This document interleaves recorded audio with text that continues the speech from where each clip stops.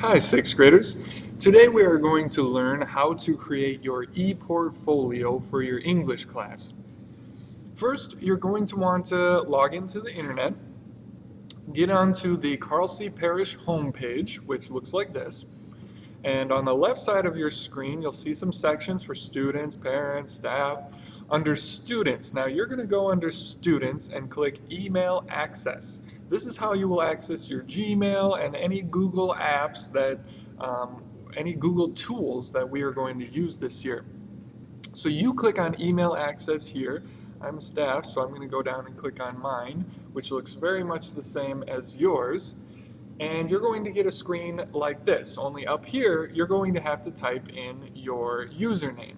Now your username is only your, it's usually your first letter of your first name and then your last name, but you will all know your username by now. It's the same username and password that you type in for logging into Moodle, the same username and password that you type in for logging into the computer. They should all be the same. So once you've typed in your username, you don't have to type in this extra stuff. Yours will say @students.kcparish.edu. You don't have to do that because that's already there for you. It assumes you're a student, so it will already know that. And then you type in your password and you sign in.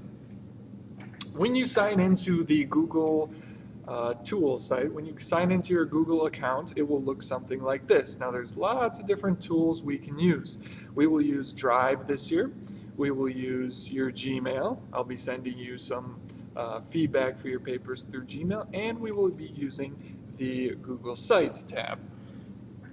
What I want you to do right now to start out the beginning of the year is to click on the Google Sites or Sitios Web. You can click on it up here on top in this black bar here, or you can click on it down here. It's the same link.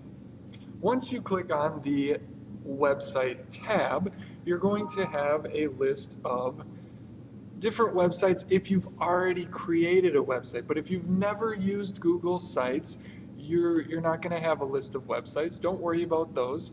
All you need to worry about is to click on Create, the big red button on the left. So you're going to click Create. Once you're here, I want you to do something specific. We're not going to just do a blank template. We are going to browse Gallery for more. Okay, once you browse Gallery for more, this page will pop up, and I want you to go down to Public. You'll go under Public to Schools and Education.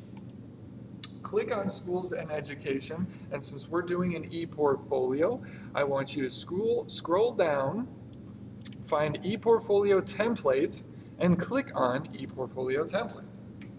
Once you click on the e-portfolio template, you're going to have to select it with the blue button.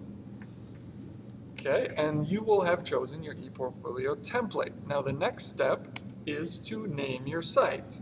So I would like you to name your site something to do with your name. I want to see your name in big letters on the top of your site so I know whose it is. So I'm going to name it Mr. Matasevsky's e-portfolio and 3 because I've made a few of these already. So that's what your title will be. Now if you want to, you can select a theme. If you want to personalize your website background, you can select a theme color here. I usually do the legal pad because it has a writing theme. Once you've selected your theme, go up, make sure this is still red. It should be if you haven't clicked on something else. E-portfolio template, you're going to want to click on Create. That will create your Google site. Now, once it has loaded, which might take a minute or two, once it is loaded, your site has been created, okay? Anything you do, anything you edit right now will be saved automatically to your Google site. So anytime you log into your Google account and to Google Sites, you'll be able to see and edit your Google site. Now the next thing I want you to do before we end this tutorial is to click up here in the top right hand corner. You're going to see a button called Share. You click on that blue Share button. Okay, once you get there, you're going to want to share it with me because I want to make sure I have all of your ePortfolio web addresses in my email. So I want you to share it with my email address, which is my Gmail email address. So you want to type in kmatuszewski@teachers.kcparish.edu.co.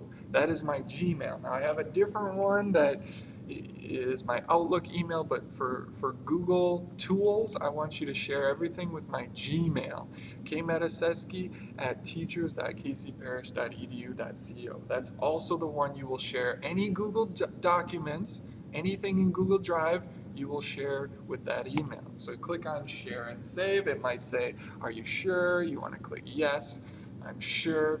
So now you have successfully shared it with me. Now to go back to your site and edit, you want to click on this bold title here. What's your site called? Mr. Matuszewski's ePortfolio. So you can click on that. That'll take you back to your site. Up here you have the edit buttons. If you want to edit your page, which we will definitely do because all of these tabs we will be changing for our own purposes. If you want to edit your page, you click on edit up here. Okay. If you want to save manually, you click on save, but usually it'll save automatically and it'll tell you up here that it's been saved. Title page, we are going to start out the year with your passion paper. Now, that passion paper is going to go on the first tab here, which is title page. Now, what I want you to do is add a file for your passion paper. You're going to have your passion paper file saved on your Google Drive. And I will later tell you how to download your passion paper and then upload it to your ePortfolio. But basically, in summary, this ePortfolio is where you are going to put your main finished projects for English, most of which will be writing pieces, and we'll be able to see how much you've improved throughout the year. Okay, thank you, and please let me know if you have any questions.